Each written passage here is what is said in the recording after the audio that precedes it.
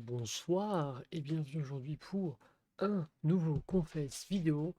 Je suis très contente de vous retrouver pour ce Confesse vidéo du jour 20 à 23. Il s'est passé pas mal de choses, vous pouvez le voir à travers ce magnifique planning. On va parler de l'épreuve à la recherche, ensuite on parlera de Boba, ensuite on parlera de Idol ou pas, puis du conseil fancy et pour finir de la trust list avant du coup les prochains jours qui vont arriver, que vous avez la possibilité de voir d'ores et déjà maintenant, puisque au moment où je vous parle, nous sommes actuellement au jour 25. Oui, c'est ça, 25. Et donc du coup, forcément, nous n'allons pas revenir sur les événements du jour 24, 25. On en reviendra peut-être rapidement en conclusion, mais c'est tout.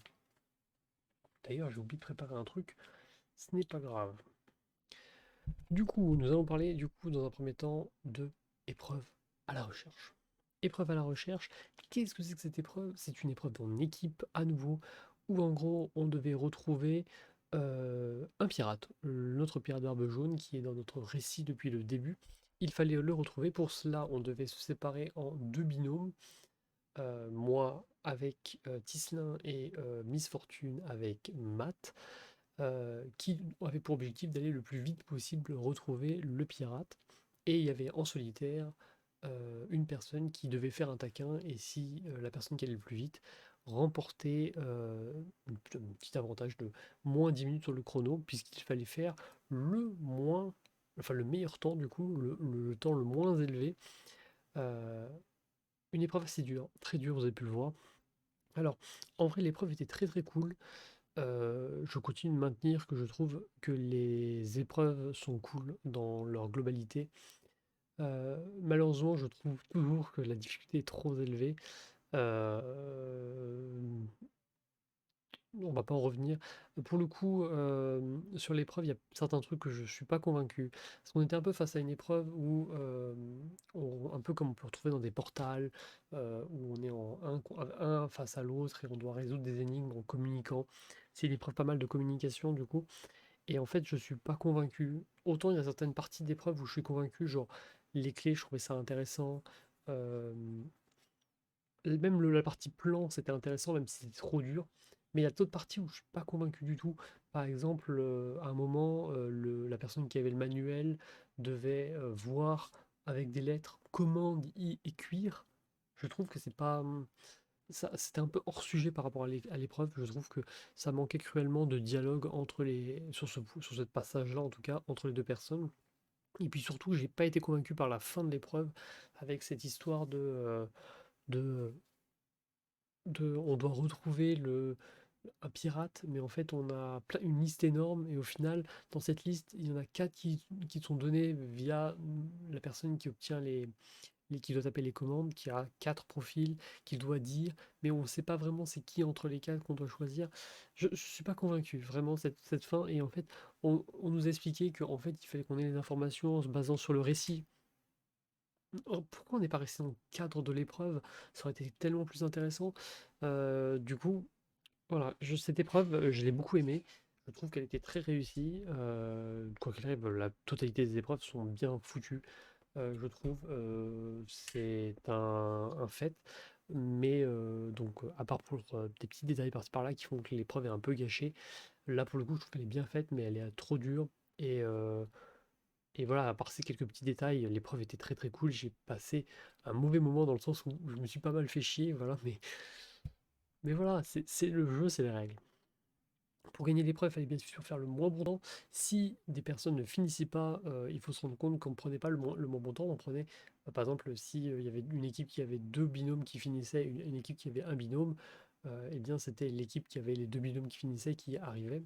Donc nous, avec notre objectif avec Disneyland, quand on a vu que notre chrono commençait à tourner et à être assez éloigné, on s'est dit, ok, alors ce qu'on va faire, c'est très simple, c'est euh, on finit. Voilà. Au moins on valide, on finit au moins, même si ça prend 4 heures, ça prend 5 heures, on finit pour que au cas où l'équipe en face n'ait pas de personne qui valide, au moins on aura validé le chrono, et en espérant que notre autre duo de l'équipe y arrive.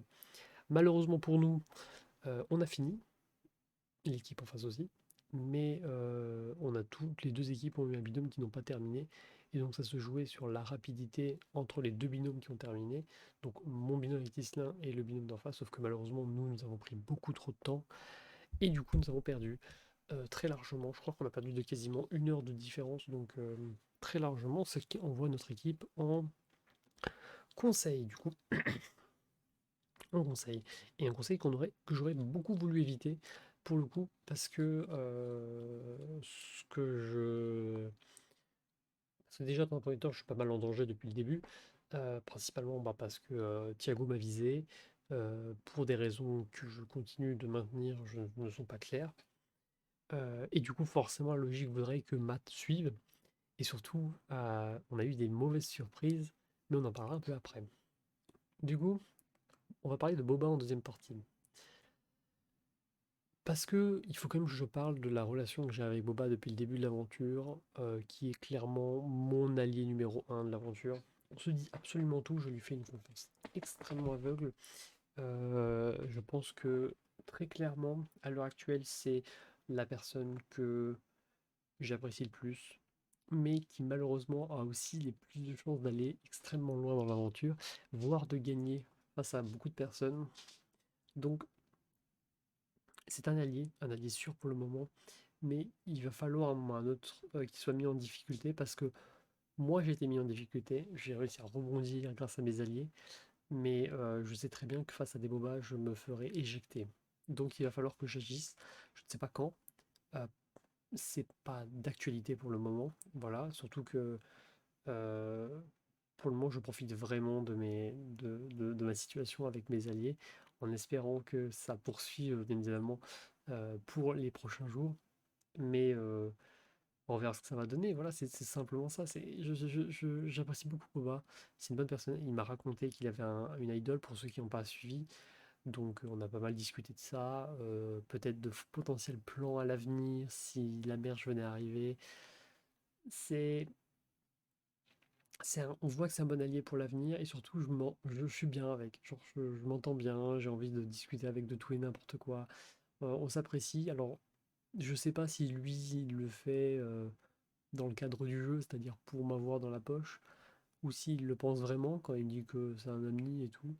En tout cas, moi je l'apprécie vraiment, et ça me ferait vraiment plaisir de jouer avec lui, même à des jeux post-Uchronia du coup.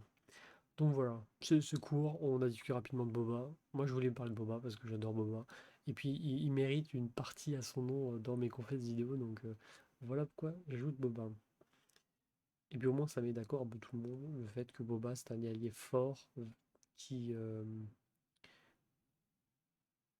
qui est pas mauvais. Il est très bon en social. C'est, je pense, l'un des meilleurs en social de l'orc, même si je me suis pas rendu compte du social des autres, mm, de certaines personnes en tout cas. Mais je trouve que Boba a vraiment un social extrêmement bon. Donc, très sympa. Du coup, troisième partie, idol ou pas? Parce que du coup, il va se passer un truc lors du conseil. Un truc important, c'est que lorsque le conseil ouvre, on a des questions. Je réagis aux questions, je réponds aux questions, et là sort Matt, il sort de son trou et commence à me dire, et commence à m'attaquer, littéralement.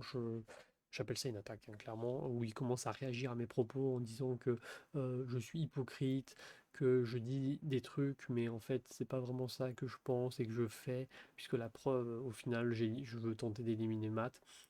On a une prise de bec claire et nette. C'est ensuite, suite à cette discussion, on a eu une prise de bec également en privé. Euh, donc vous pouvez le comprendre, bah forcément, bah je le vise lors du conseil, c'est logique.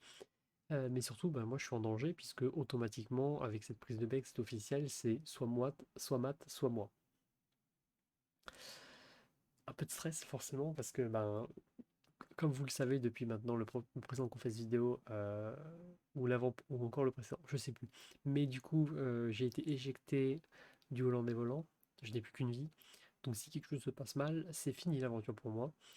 Donc j'ai tout intérêt à faire extrêmement attention aux, aux conseils qui arrivaient.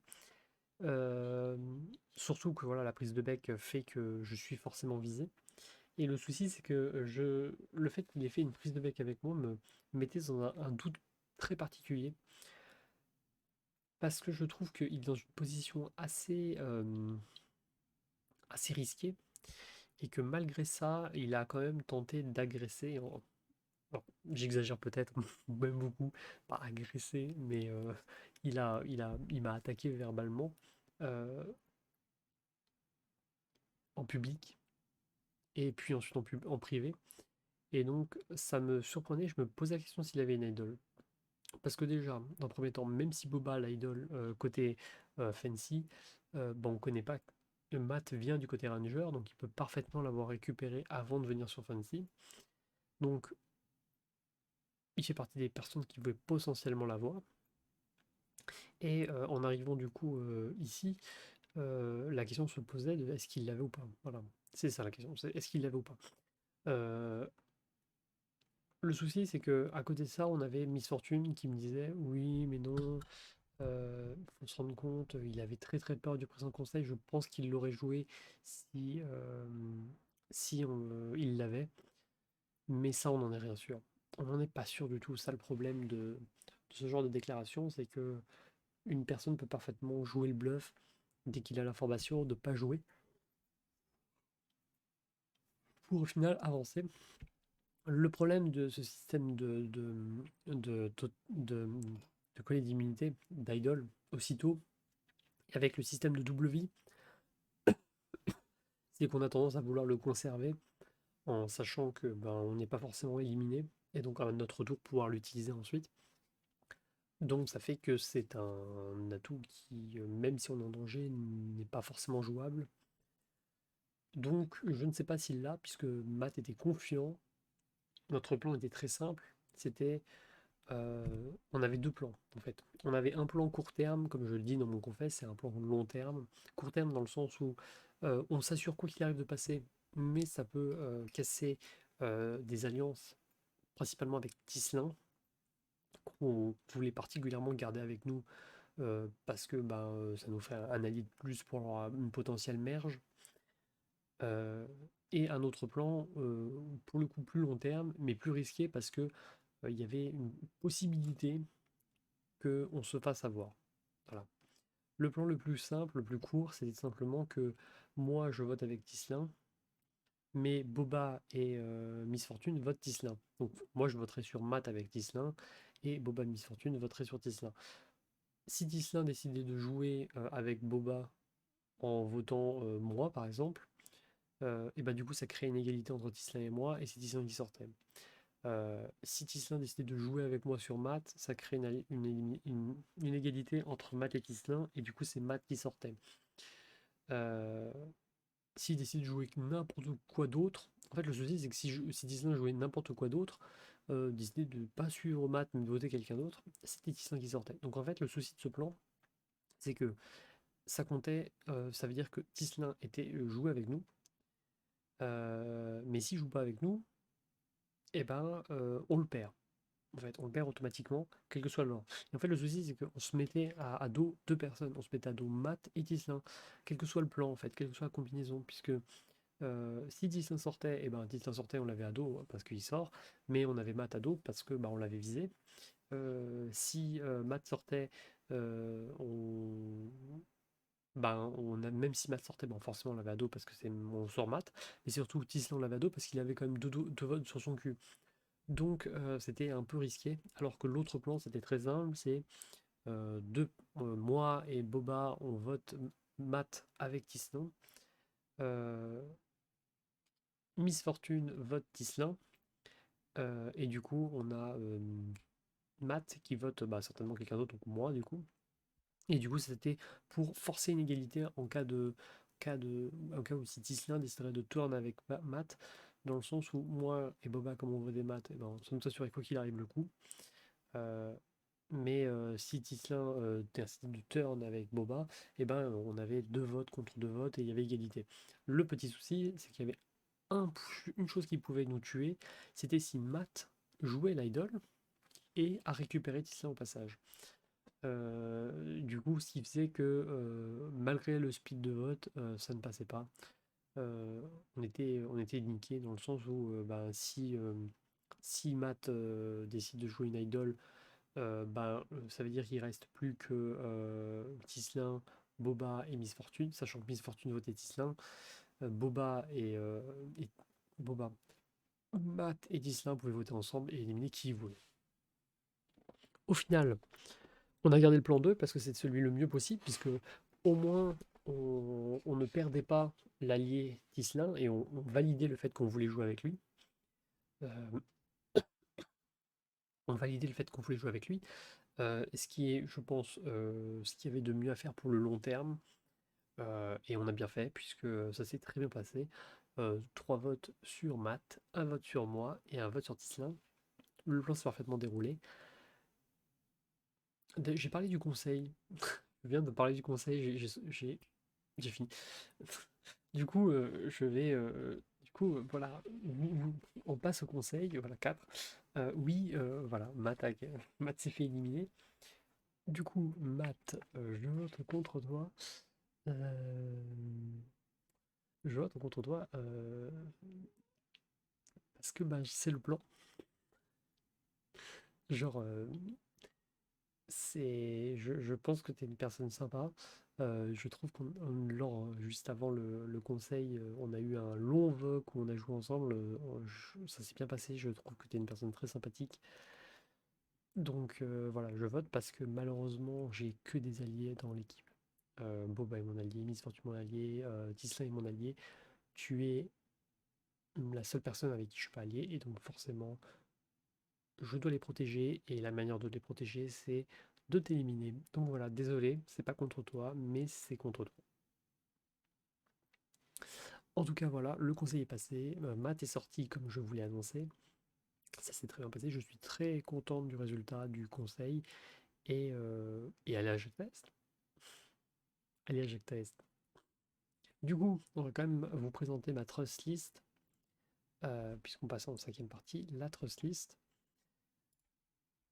Une belle trust list. Je vous ai ajouté du coup l'équipe Fancy et en bas c'est des personnes autres avec qui j'ai de quoi les mettre dans la trust list, on va dire.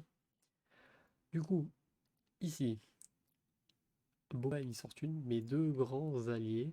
On retrouve Diplouf qui était notre allié du tour 1, qui on espère se passe bien de son côté, mais en tout cas il reste confiant même s'il est moins que les autres, puisque forcément on ne s'est pas croisé depuis très longtemps et potentiellement il a turn, on découvrira ça plus tard. Islin, euh, moyen plus. Alors en moyen plus pourquoi? Parce que c'est vrai que l'on a quand même bien joué, on pourrait se dire pourquoi il n'est pas en confiance. Si Disney en moyen plus, c'est pour la simple et unique raison que je ne sais pas ce qui s'est passé du côté hollandais volant. Je ne sais pas pourquoi je suis sorti lors du conseil et je ne sais pas si Tisla a vraiment joué avec moi ou pas lors du conseil de ma sortie sur le hollandais volant. Donc juste à cause de ce point-là, je ne peux malheureusement pas le mettre en confiance. Donc voilà, je le mets en moyen plus et on verra ce que ça va donner. Sinon, il y a Math en bas plus. Bah Math, voilà, malheureusement, voilà, en plus on s'est bien engueulé comme il faut. Donc si je t'ai mis le plus, c'est uniquement pour la partie discussion qu'on a eue, qui était très sympathique. Et on verra ce que ça donnera. Sinon, parmi les autres joueurs, on retrouve euh, comme vous pouvez le voir, Thiago, tout en bas de ma trust list. Je crois que c'est la personne la plus basse de ma trust list. Je ne lui fais pas du tout confiance. Mucus, qui est en moyen, parce que même si on a eu des bonnes discussions, même si on a joué ensemble, il m'a aussi trahi sur le des volants, donc je ne peux pas l'oublier. Et AZZ, moyen plus, parce que même s'il m'a potentiellement trahi sur le des volants, je fais plus confiance à AZZ que Mucus. Voilà, voilà.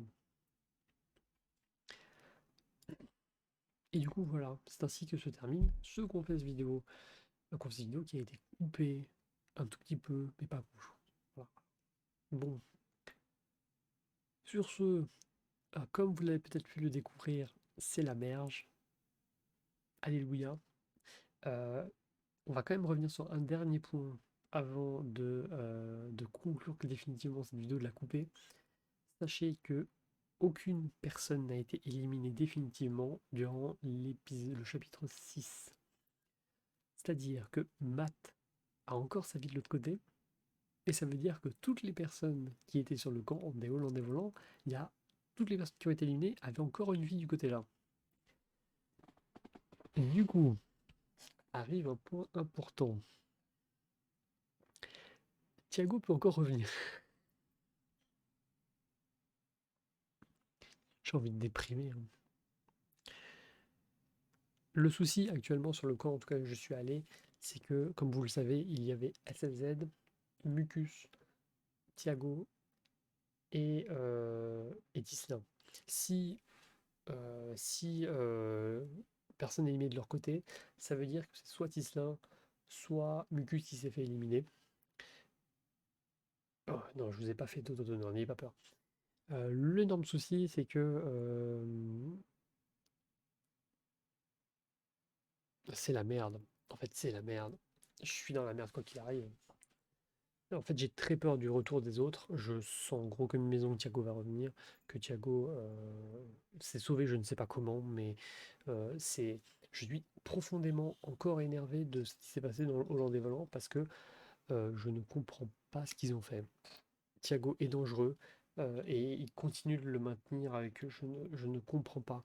J'ose espérer que s'il est encore en jeu, c'est parce qu'il avait une idole et qu'il l'a joué. Mais je ne comprends pas pourquoi il ne sort pas, en fait.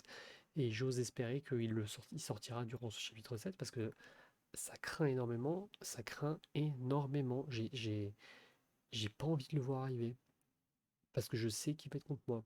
Et j'ai pas envie d'avoir une personne contre moi. J'ai pas envie d'être visé encore